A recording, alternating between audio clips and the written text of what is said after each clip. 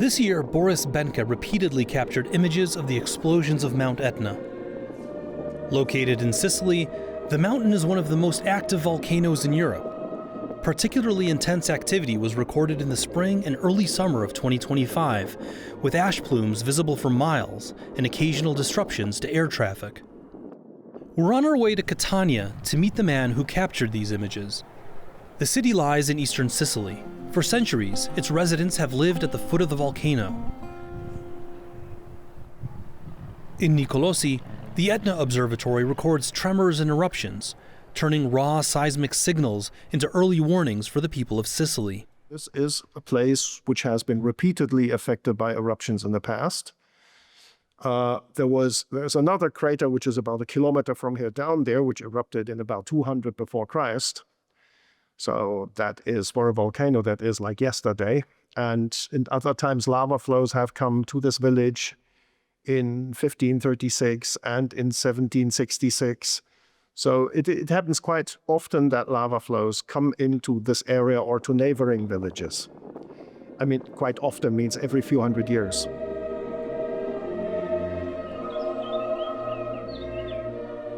In Misterbianco, southwest of Catania, this building stands as a fragment of a town buried by the 1669 eruption of Etna. Lava from the Monte Rossi craters wiped out the original settlement and the monasterium album, forcing the town to be rebuilt further downstream. On Etna's northeastern slope, 750 meters above sea level, lies the town of Milo, home to just over 1,000 residents. Surrounded by vineyards and old lava flows, the local community has lived alongside the volcano for generations. Of course, they are preoccupied, they are worried. But at the same time, they know, I don't know if they really know, but anyway, they think that something will happen to preserve the place. Until now, the place has been preserved. Since the Middle Age till now, the place has never been destroyed, you know. But people, of course, are worried about eruptions because, you know, they are very, very dangerous. We stay in Fornazzo, where residents speak of a peaceful life despite repeatedly facing Etna's eruptions. Perhaps that's why devotion to the Sacred Heart remains so strong here. In 1979, the lava flow was huge, really wide. It came right up to the church. The lava was even higher than the church, about 2 meters higher. As it moved, a big mass of rocks rolled down the slope, crashed through the church wall, and came all the way to the statue of the Sacred Heart. But then, the lava stopped. It was as if Etna had stopped right at the church. The priest had taken everything out of the church before the lava arrived. Inside, there was just this burning boulder lying next to the altar. The church was badly damaged. The lava had risen about 2 meters above the roof, and the huge rock smashed through the brick wall. Fatto di mattoni, lo ha sfondato. So this is the story of the miracle here. The lava stopped here. It was a real miracle. In 1928, Etna unleashed one of its most destructive eruptions, burying much of nearby Mascali beneath lava that reached the Ionian Sea, severing rail and road connections.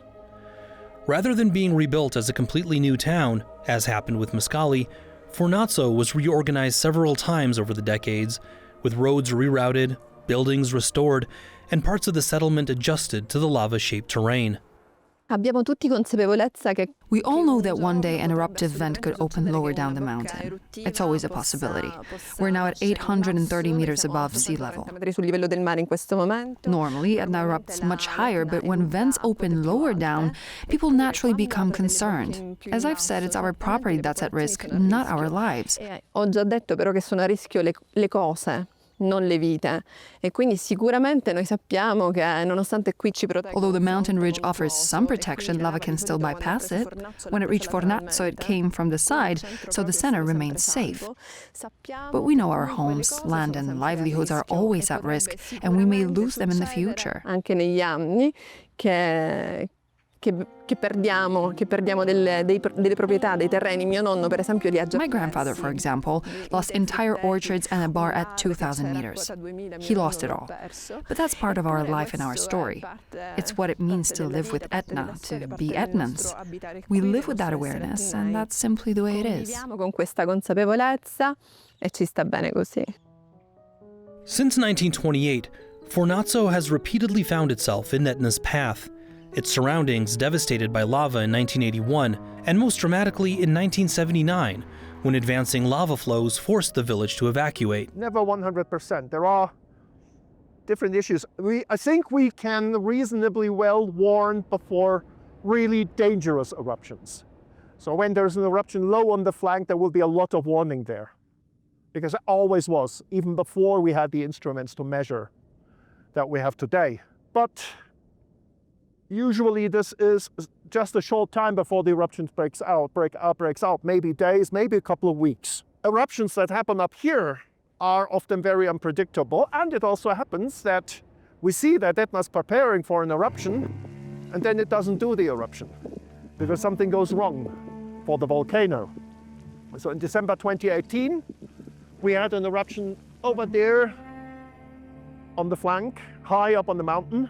But we had a lot of signals telling us that the volcano was preparing another eruption much further downslope, closer to the villages. So for a few days, there was very high tension. There was a lot of exchange with civil defense, but then it stopped. And the eruption never happened down there. The National Institute of Geophysics and Volcanology in Catania is Italy's main center for monitoring earthquakes and volcanoes. It tracks Mount Etna in real time, using seismic stations, GPS, and gas sensors. Allora, l'Etna è sempre sorprendente, nel senso che comunque Etna is always full of surprises.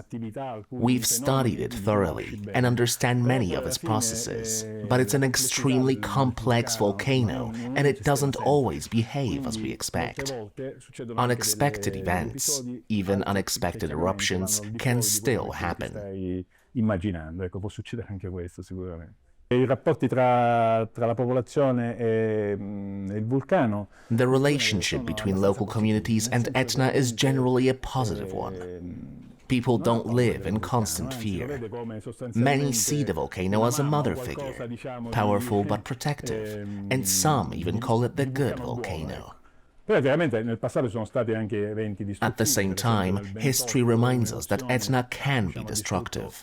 In 1928, an eruption completely destroyed the town of Mascali. Over the years, there have been dramatic events that caused serious damage and loss of property. Fortunately, fatalities are rare because eruptions usually provide enough warning for people to evacuate.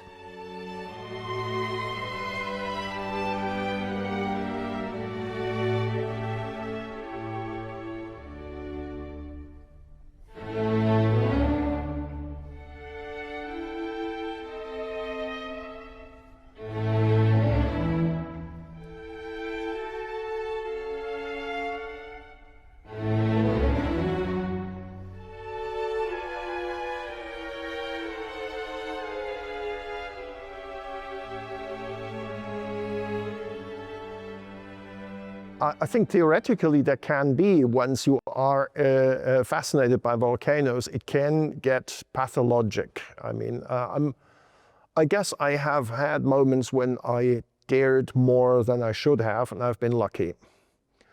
But I know there are people who are much crazier, and who apparently only live for Etna or for volcanoes.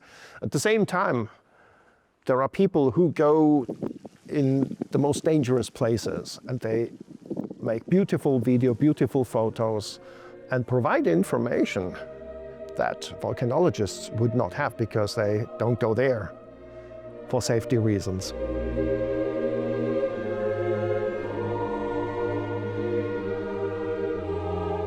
Passion, faith, danger, and mystery are woven into everyday life here.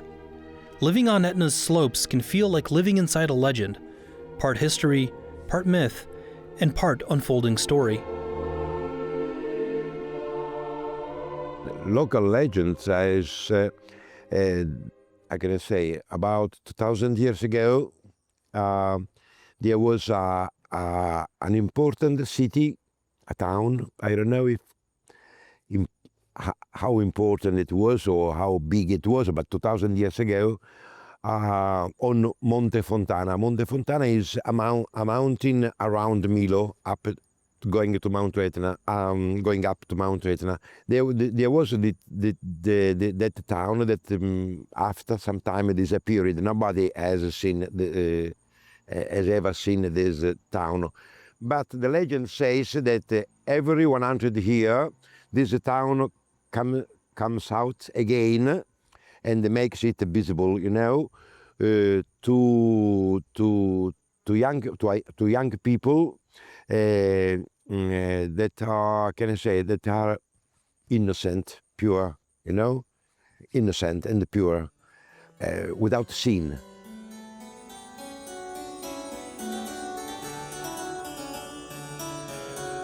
I went to Mount Fontana several times, but I had not. Maybe I'm not pure and innocent as it is required, you know.